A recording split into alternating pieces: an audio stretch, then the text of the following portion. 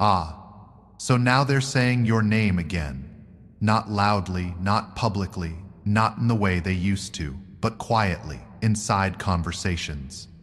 In late-night chats, in those awkward pauses when someone brings you up and the room gets just a little heavier. You won't see the meeting. You won't be invited to it, but make no mistake, it's happening. Because somewhere between the version of you that broke and the version of you that rebuilt, you became difficult to explain. And people hate what they cannot easily explain, especially when they once believed they had you figured out. Think about it. There was a time when they were certain of your trajectory, certain of your limits, certain of your emotional patterns. They saw your vulnerability, your openness, your willingness to care even when it cost you, and in their minds that made you predictable, manageable. Someone who would stay affected, stay hurt, stay emotionally tied to what they did. But then something inconvenient happened. You stopped reacting the way they expected. Not suddenly, not dramatically, gradually, quietly. You stopped explaining yourself, stopped chasing closure, stopped revisiting the same emotional wounds just to be understood by people who never tried to understand you in the first place. And that shift, that's what triggered the conversations. Because people can process your anger. They can justify your sadness. They can even dismiss your pain. But your indifference, that unsettles them deeply. Because without even trying, your indifference did something they never expected. It shifted the entire power dynamic. You stopped playing their game and accidentally took control of the board because indifference signals something irreversible: detachment. And detachment means their role in your emotional world has ended. Now imagine the atmosphere when your name comes up. At first, it's casual. Have you seen them lately? They seem different.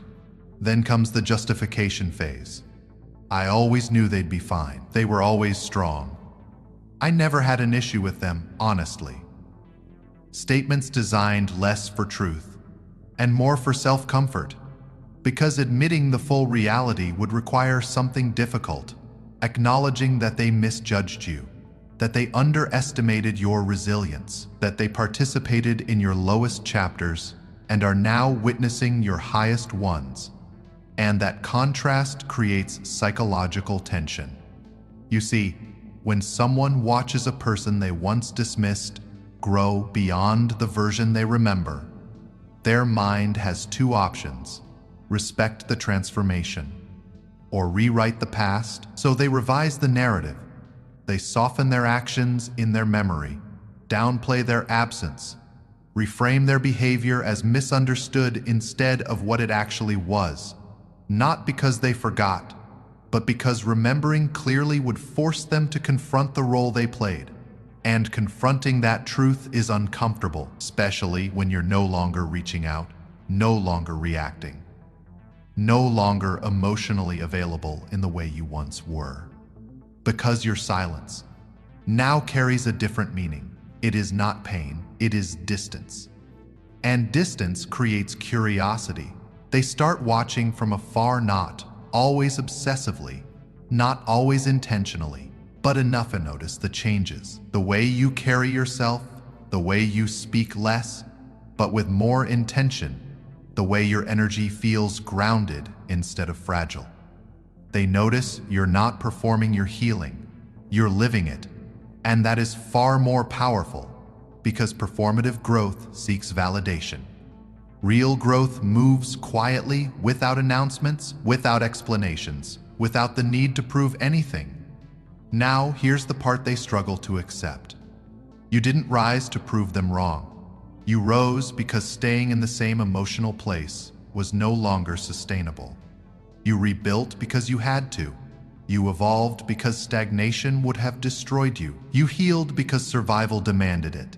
Not because of them, but despite them. And that distinction matters. Because in their internal discussions, they want to place themselves back into your story.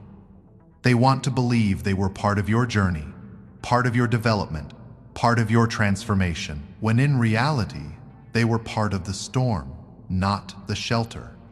And storms are remembered differently once the sky clears. Now, when they think about you, there's an uncomfortable realization forming. You no longer orbit their perception. You no longer respond to their signals. No longer seek their validation. No longer emotionally engage with their presence. You exist independently of their narrative. You became the architect of your own reality. And to people who used to control your emotions, true independence looks a lot like absolute dominance. And that is psychologically destabilizing for people who once felt central to your emotional life. Because your growth created a gap between who you were with them and who you are now without them, and that gap cannot be easily closed. So the mind tries to compensate. They've changed. They're colder now, they're distant. But what they're actually sensing is emotional self-regulation, boundaries, clarity, selective engagement. You are not colder. You are more contained. You are not distant. You are more intentional. You are not ignoring them out of spite. You are simply no longer emotionally invested in dynamics that once drained you. You outgrew their drama, you outgrew their circus, and that is a level of psychological detachment many people never reach. Because most remain tied to past narratives, past hurts, past validations. You didn't. You outgrew the emotional loop, which means when they analyze your life now, they are observing someone who no longer reacts from past wounds. Someone who does not need acknowledgement from the same sources that once caused pain. Someone who continues moving forward without referencing the past for direction. And that kind of forward motion creates a very specific response in observers. Mixed emotions, curiosity, regret, confusion, and yes, sometimes envy. Not necessarily of your success, but of your emotional freedom, because they remember a version of you that was deeply affected, deeply expressive, deeply connected. And now they see someone who is peaceful without their presence, stable without their involvement, composed without their approval. That contrast is loud, even in silence, especially in silence. No, here's the truth. Most people won't say openly. When someone you once hurt becomes emotionally unaffected by you, it removes your psychological influence over them completely, and losing influence feels like losing relevance. That is why the conversations happen. Not always maliciously, not always strategically, but because your transformation forces reflection on who you were, who they were, and how differently things unfolded than they once expected. You were supposed to stay affected, stay reactive, stay emotionally tethered to the damage. Instead, you recalibrated, you redirected your energy inward, rebuilt your identity without external validation, strengthened your internal world instead of seeking external closure. And now, from their perspective, you seem untouchable. Not because you are above anyone, but because you are no longer emotionally accessible in the same way. Your peace is self-sustained. Your growth is self-directed. Your healing is internally anchored, which means external narratives no longer define your emotional state. And that realization, it lingers in their minds, quietly, persistently. Because while they discuss your evolution, analyze your distance, and interpret your silence, you are not analyzing them at all. You are living, building, expanding, stabilizing, and that asymmetry is the final shift. They are referencing the past. You are operating in the present. They are revisiting what was. You are focused on what is becoming, and from that perspective, their conversations, their interpretations, their quiet discussions about who you've become no longer have the power to shape how you see yourself. Because the person they're discussing is not the version of you they once knew. That version processed the pain, not all at once, not in some dramatic breakthrough moment, but slowly, layer by layer, night by night, in the quiet hours when no one was watching, in the moments where you had to sit with memories that no one else had to carry. You replayed conversations, you questioned yourself, you tried to make sense of what didn't make sense, and eventually you stopped asking, "Why did this happen to me?" and started asking, "What do I do with what happened to me?" That shift alone is where the real transformation began. Because processing pain is not about forgetting. It's about understanding without collapsing. It's about being able to remember without emotionally reliving the damage every single time. You reached a point where the memories stayed, but the emotional charge softened. Not erased, not denied, just integrated. Then came the silence, the kind of silence that most people fear, the absence of explanations, the absence of closure, the absence of acknowledgement. No dramatic apologies, no accountability speeches, no cinematic resolution, just silence. And you survived that too. You survived being misunderstood, being ignored, being left with unanswered questions that never received proper endings. At first, that silence felt heavy, like unfinished sentences in your mind, like emotional loops that refused to close. But over time, something unexpected happened. The silence stopped feeling like rejection and started feeling like space to think, space to breathe, space to rebuild without interference. And in that space, you began reconstructing something deeper than confidence. You reconstructed your identity. Not the version shaped by their opinions, not the version dependent on their validation, not the version that kept shrinking just to maintain connections, but a version built from internal clarity, a version that asked different questions. What do I actually value? What drains me? What deserves my energy? What no longer aligns with who I'm becoming? Piece by piece, you stopped identifying yourself through past pain and started identifying yourself through present awareness. That is reconstruction. Not becoming someone new, but becoming someone more accurate, more aligned, more grounded, more self-defined. And then came the most powerful stage of all.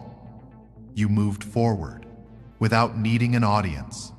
No announcements, no public validation, no need for people to witness your healing in order for it to feel real.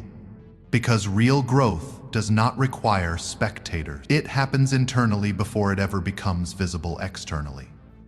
You also moved forward without needing an apology, not because what happened was acceptable, not because the past suddenly became justified, but because you realized something crucial. Waiting for apologies keeps your emotional closure in someone else's control. And you refuse to live like that anymore. You chose internal closure over external acknowledgement. That choice is emotional independence. And then you moved forward without needing a reunion, without needing people from your past to return and recognize your growth, without needing reconciliation to confirm your transformation, because deep down, you understood a quiet truth. Healing that depends on their return is not healing. It's delayed attachment, so you let go of the idea that your journey required their participation.